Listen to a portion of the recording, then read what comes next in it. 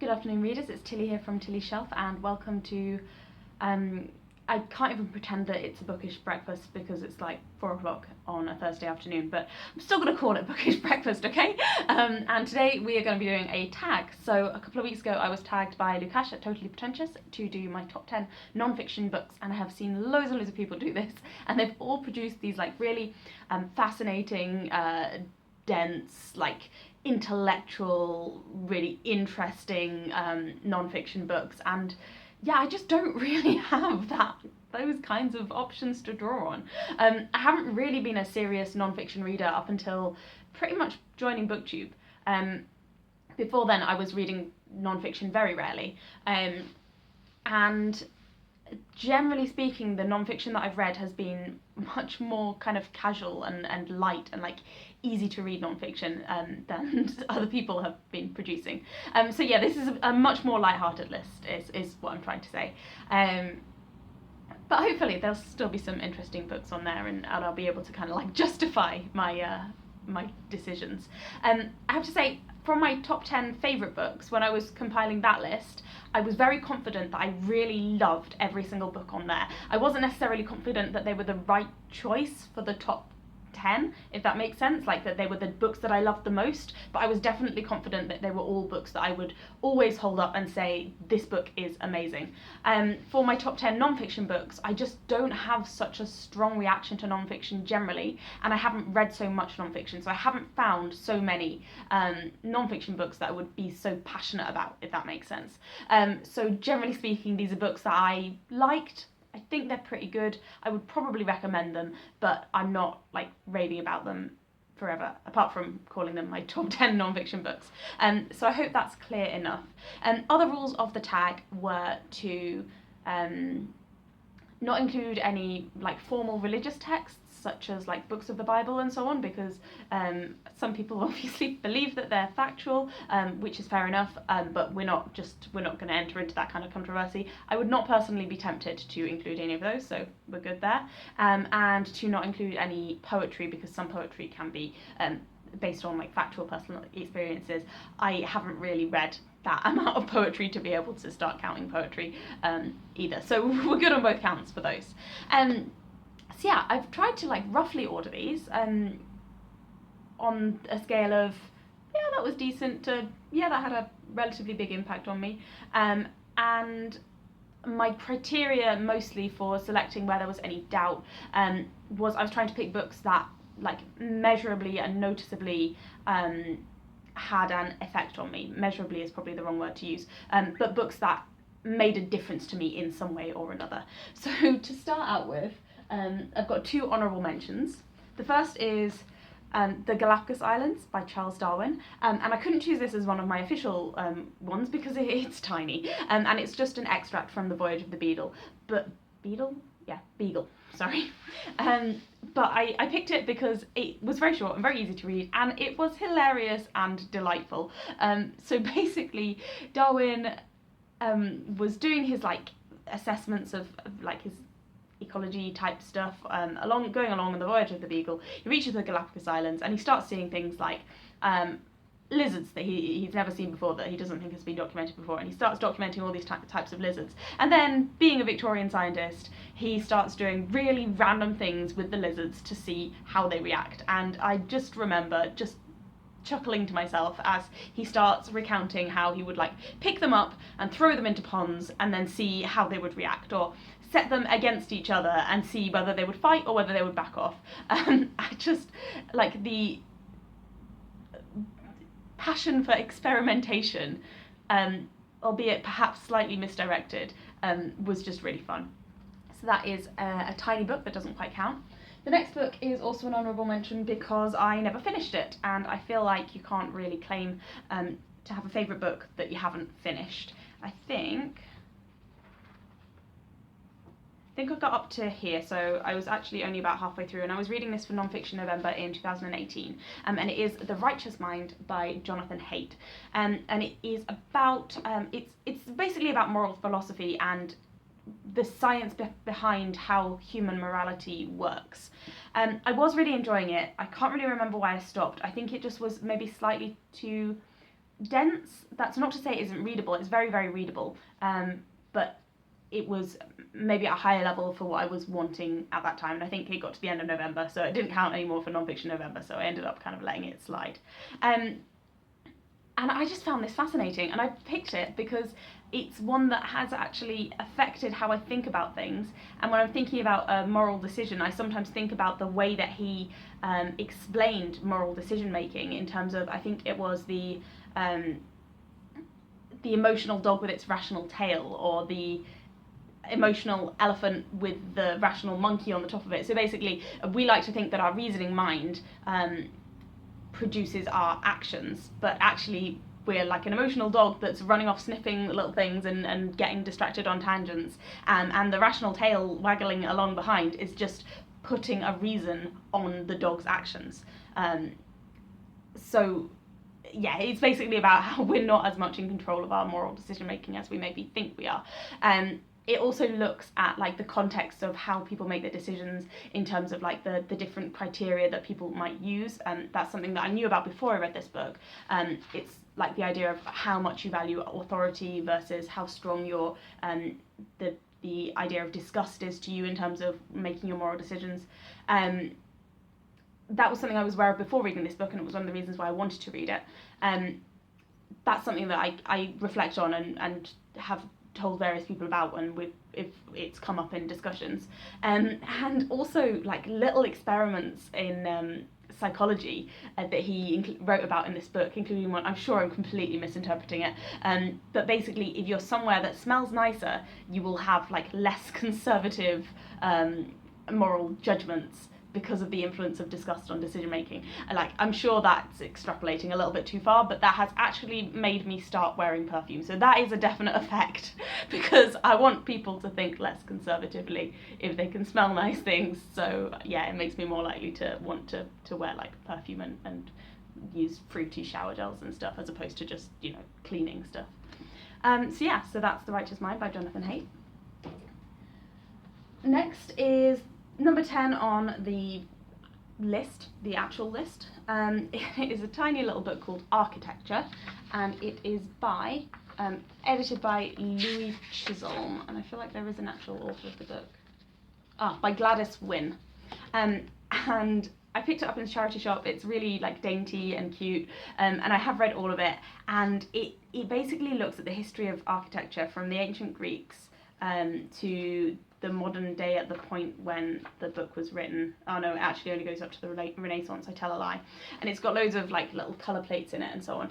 And this book has made me look at architecture differently, in terms of if I'm going to somewhere, like if I'm going to an old castle, or if I'm going to visit a dilapidated monastery or something, I will look at things, at details that I would not have noticed before reading this book, such as the shape of the windows, or like the decoration around the door frame, where I might have looked at the decoration and thought, oh, that's nice, but I wouldn't have recognised it as being a defining feature of a specific period. So because of the impact that this has had on the way that I look at old, like, historic buildings, which is an interest of mine, like I like going to visit historic buildings, and then this makes it onto my list.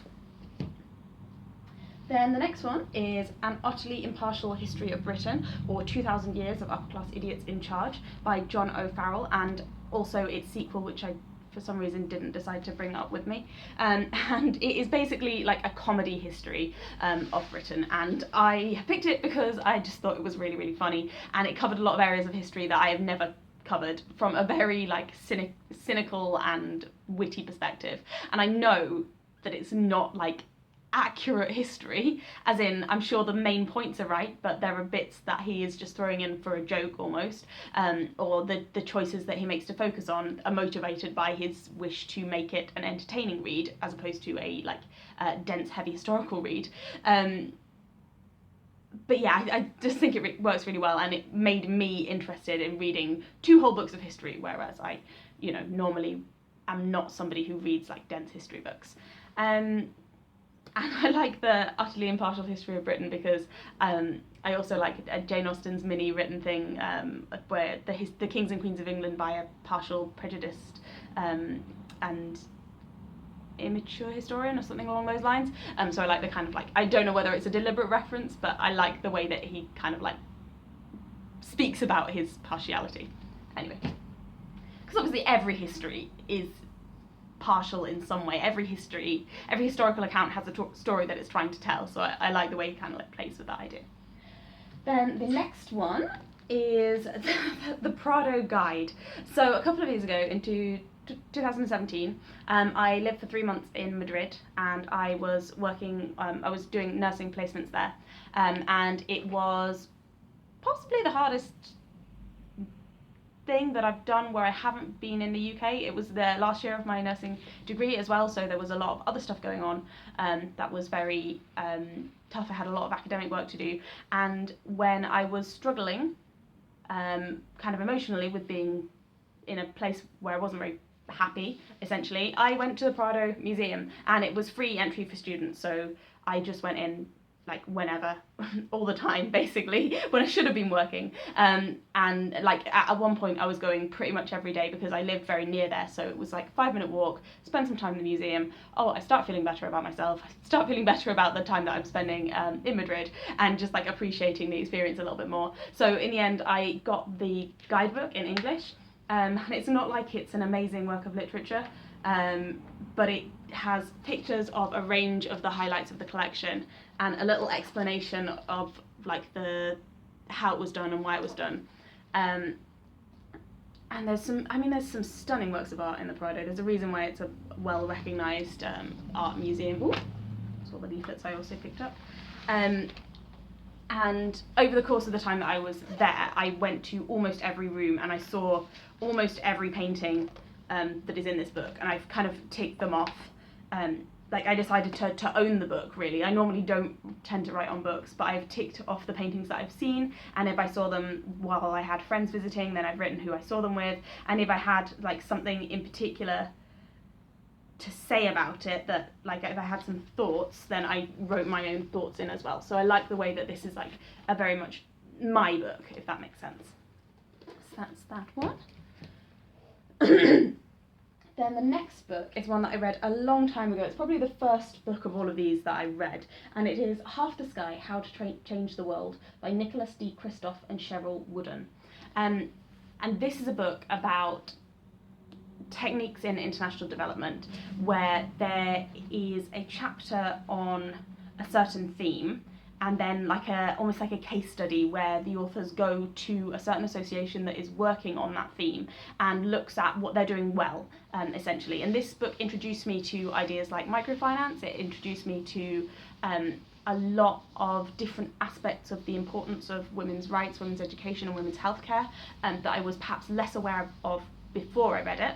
And it had a huge influence on what I wanted to do with myself as well. Like it made me see that there are ways of making a very clear difference, but there are also ways of doing that very, very wrong. And it made me think more in a more evaluative way of the idea of just like going out and changing the world for the better, because they are quite like clear on, not everything that we can do is a good thing, and there are ways to do international development very badly. Obviously it's only one book. It's a very overview account of the topic, and I'm sure there are ways in which these authors did things badly as well. And if I reread it now, where I have maybe a little bit more knowledge of the themes, I might be able to pick it apart a little bit more and see some of the flaws as well, because I'm sure it's not perfect, because pretty much nothing in the field of development is perfect. There's normally,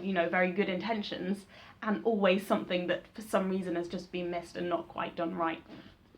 So yeah, I'd be interested to read this again, but it was one that had an impact on my intentions, and the projects that are in there are still ones that I am interested in, and some of them are quite well known and have come up in other areas. Is it like one was there's a maternity hospital in Ethiopia. I'm going to say it's called Edna Adan. I'll put it in the description because I won't be able to find it quickly. And I've heard about that from other areas, and they're dealing with obstetric fistulas. So yeah, basically topics that I hadn't heard of, like obstetric fistulas, that I'm now kind of more aware of, and partially thanks to this book. So anyway, this one had an impact on me, definitely. Then another one that had an impact on me in a slightly more kind of like a local level, I suppose, like more personal, is How to Be a Woman by Caitlin Moran. I'm pretty sure she likes her name to be pronounced Caitlin. So this came out when I was a teenager, and I read it, all of my friends read it, we basically all loved it. And yeah, it was very, very relatable. And I mean, now I kind of object to the title, because it's not How to Be a Woman, it's How to Be Caitlin Moran, or on a slightly broader level, how to be a woman growing up in, a white woman growing up in Britain in a relatively like stable, secure household, and then going into journalism, which is not something that most of us do. But her experiences as a woman in the UK are ones that have quite broad applicability, at least to people who are relatively similar to me, and I found it very I found that some of her experiences were reflected in my own, but some of her experiences were very, very different, and those experiences that were different made me kind of critically re-examine some of my thinking on certain topics. For instance, I am someone who has always been pro-choice when it comes to abortion. I don't think that women should be forced to have babies, but she talks very openly about having an abortion after, I can't remember if it's her second child or her third child, but basically she becomes pregnant and she decides that she doesn't want to have that other baby. And I was quite angry with her, and when I first read this, and I felt that if you are in a stable relationship and you already have a family, why would you have an abortion? Like, it's okay, like in my head at that point, this is when I was about 16, it's okay to have an abortion if you're a single teenage mom, but it's not okay to have an abortion if you're in your 30s with a stable job. And I can remember having quite an impassioned discussion with my mum when she was basically just pulling me up on that and just pointing out how, not exactly hypocritical, but how I couldn't really have that position. So it did definitely make me, by reading about this and then by having that discussion, it definitely made me think more about that issue and change my opinion. And I now, I move more strongly pro-choice, because that tends to be better for the health of, the mother, the existing children, and the kind of mental health and happiness of an entire family unit. But anyway, like, it made me think about those things. So definitely that is one reason why this one makes it into the favourites.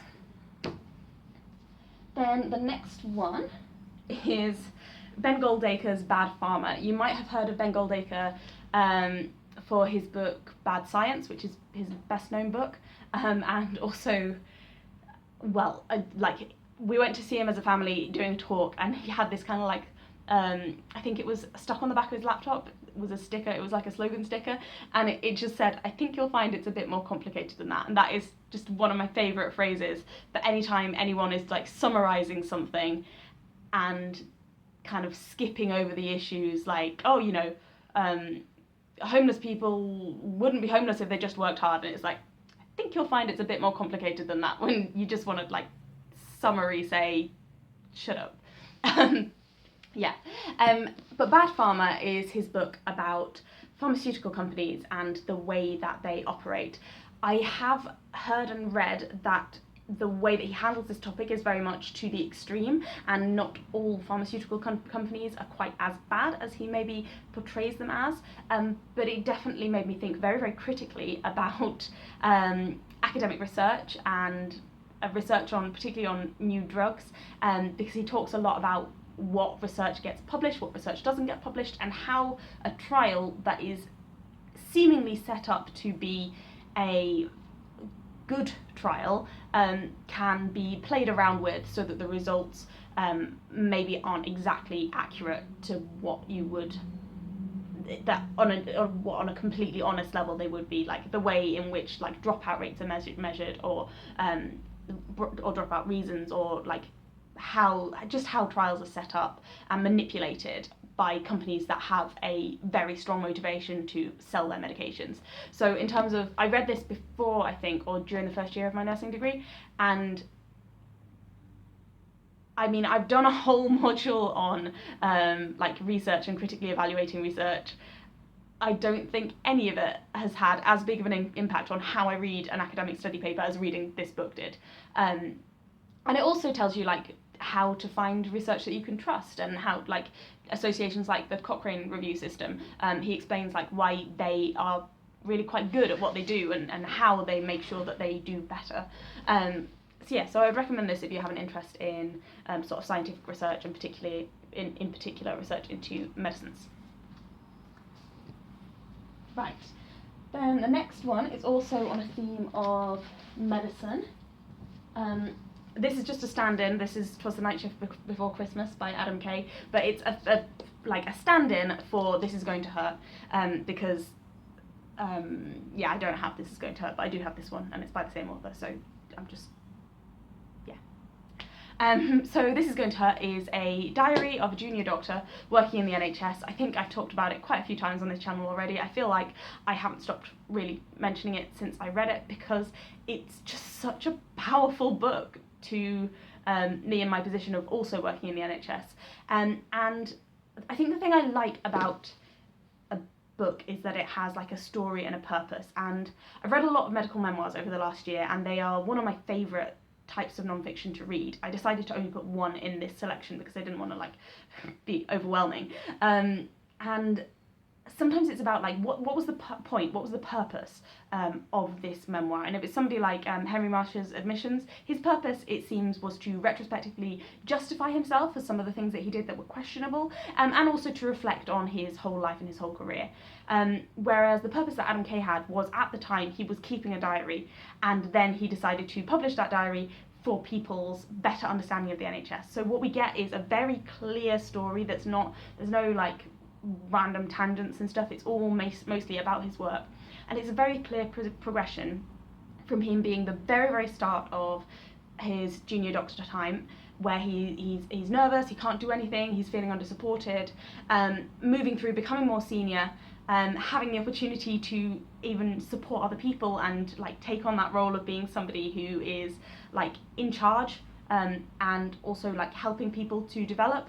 And then we see it all kind of come crashing down, and we see the reasons why he decided to leave medicine. And like the title is very true, like This Is Going to hurts by the time you get to the end of it, because it is so upsetting to see the reasons why he moves on from medicine. I can't really, I don't want to, like, it seems weird to be able to spoiler a memoir, but I don't want to spoil it for anyone who hasn't read it yet. But I would definitely say it has the perfect blend of humour and like really human, raw, upsetting moments, whereas some other medical memoirs have like lent too hard on the sadness side of things, if that makes sense. So yeah, Adam Kay's This Is Going to Hurt is my number 3. 3? I'm not sure.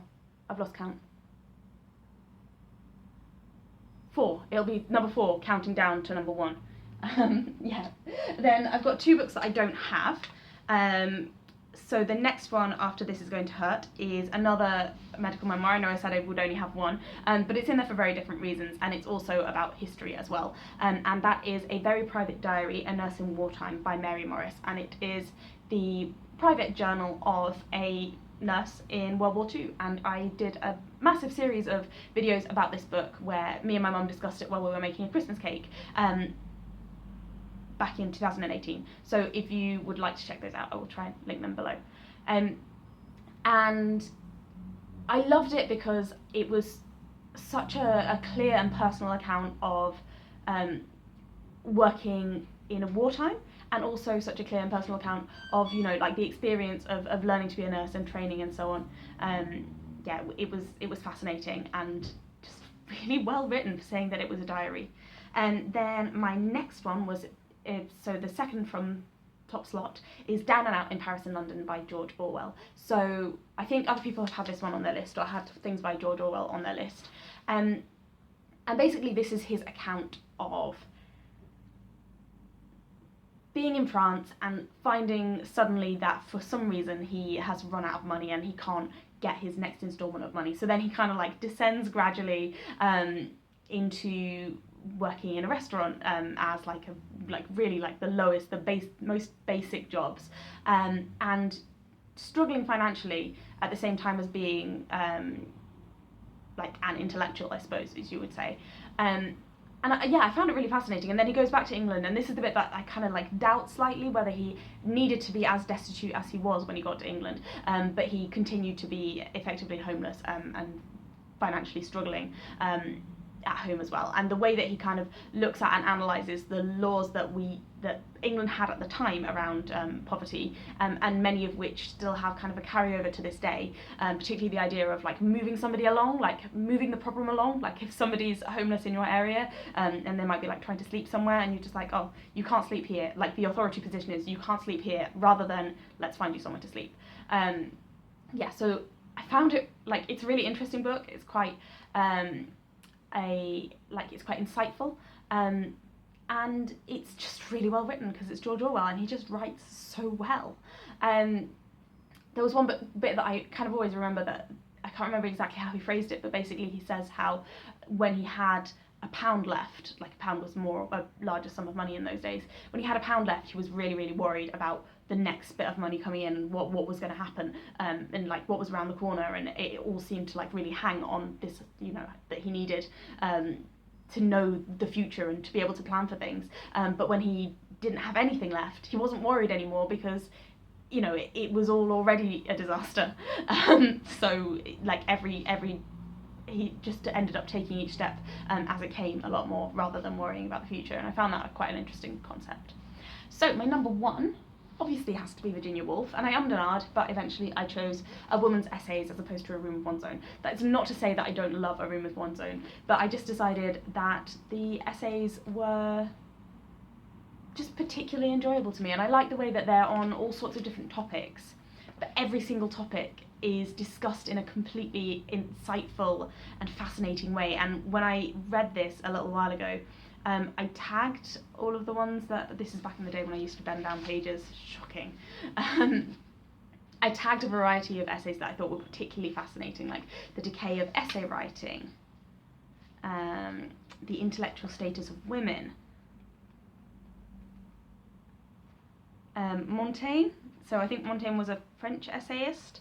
I haven't read anything by her, but by him, but I just loved Woolf's writing on him. One called Why, which I don't know what exactly that's about, I can't remember now, and The Leaning Tower. So just like a whole range of essays that I just thought was so fascinating that I was driven to actually damage the pages of the book. To be fair, it was a secondhand all along. So I'd like to reread this. But yeah, the clarity of her writing, the persuasiveness of her writing, as in you end every essay thinking the way that she thinks and just agreeing with her because she is that powerful of a writer, and also probably because our views already overlap slightly. Yeah, I just found these essays fascinating, and I'm not normally somebody who likes reading essays, so yeah. So that was my top 10 non-fiction books. I'm not going to tag anyone because I don't really know anyone who hasn't already been tagged, but if you would like to do this, then of course feel free. And thank you very much to Lukash for tagging me, and have a lovely week, and I will see you soon.